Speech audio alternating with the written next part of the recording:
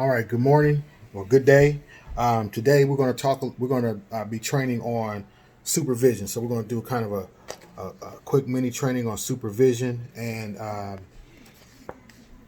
in the sense of just kind of keeping control of the milieu, keeping control of the daily things that happen, and while we're here at a Loving Heart. So again, this is the control center. So everything is here, right? So things so you have the appointment sheets, calendar, right? You have sign-in sheets, you have communication log, we have med log, right? You got the med log here, right? Got the med log, and we got the all the sheets that you might need, incident reports. Let me get a couple more copies of those, and that's that. So with supervision, our goal is to we call it the least restrictive environment. We want to de-escalate when at all possible. So that sometimes means that, again, we might be called out of our names. We might be cursed at. Now, with the vulgar language, it is what it is. That's what they're going to do. Sometimes it just happens, but we can always remind them that's inappropriate. That's inappropriate. Not in an aggressive kind of way, but just non-threatening. So with supervision, you got to also kind of watch interactions and relationships, because sometimes you have situations where you have one kid influencing another kid, and so we got to be mindful of that and keeping them separate. One of the tactics I use is, you got 4 5-minute breaks. So if they want to go out and back and take their break or whatever, I typically don't let them go together, right? We don't let them go together. And then we also make sure that they're not in the rooms together. And I think we all know that, but just make sure that because our kids, we want to help our kids, and we want to make sure that we just pay attention to those things, because those things impact. We had a situation when they start getting together. Sometimes again, they'll plot, and that's how car keys have come up missing. That's how we had a situation where we had some girls when we first got started, maybe 9 or 10 years ago, took the keys to the car, came into the office, took the keys to the car, stole the car.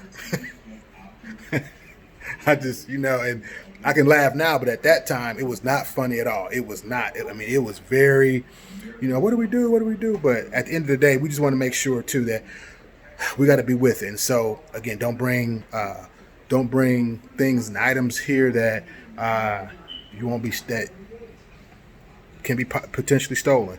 Keep keys on your person. That's really the best way to do that. Keep the med cart drawer. Keep that drawer locked, right? Keep it locked. So that's that.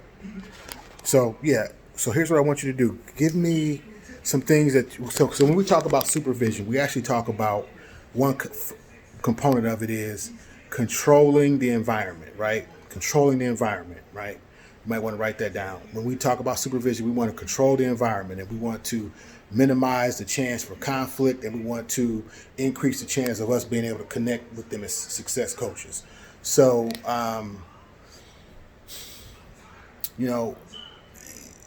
from the supervision standpoint, when they're sitting down at the table here, we can talk, listen to their conversations. We want to kind of maybe give some input if the situation's right. We like to ask questions of, why do you feel that way? If they have an episode, or if they have something, that's just bothering them, or something that they're excited about, okay, why does that make you happy? Why did that bother you so much? And you talk about this, and then usually from an de-escalation standpoint, it's usually those conversations happen as they're coming down from that, that episode.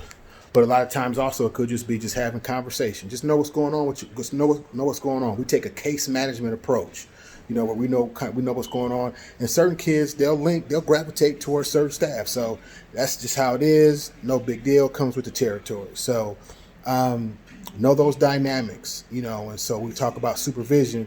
We're not just talking about line of sight, hearing, whatever, the room checks, the making sure those things are documented in the communications log, things like that. We're not just talking about that. You know, we're also talking about having an environment where it's conducive. It's a therapeutic environment is really what we're talking about. A therapeutic environment. And as we go forward, you'll hear more of that term, but we want this environment to be therapeutic. So other than that, that's about it for now. So as we go forward, so your assignment today is give I don't know, a short summary of some of the things that you've taken away from today's training. Okay. It could be supervision, setting the tone. It could be connecting with kids, youth supervision. It could be learned about some horror stories regarding supervision. Keep your keys on your person. Don't bring in anything into the facility that if it's taken that you wouldn't, you know, blow a gasket over it. So, you know, yeah, keep those things, you know, and then keep your car locked, you know. So those are some possible things, right, that you can write in on your summary, okay. And then what you need to do is go ahead and just email that to ALH Youth Services. Go ahead and email that in, and we'll take it from there. And then in the subject, put supervision training, and we'll get an hour credit for that. Get 1 hour credit for that, and we'll take it from there. Okay, again, you got the question, you got the summary, you got some ideas of the summary. Feel free to rewind the video, go and look at it and hear some of the talking points. And if there's some things that you have to add in, please do. And if there's some concerns that you have, or some, you know, things that we may be able to do better as an organization, as a program, feel free at that time. Yeah, definitely let me know on that, and so we can work it from there. Okay. All right, guys, that's about it. We'll talk later.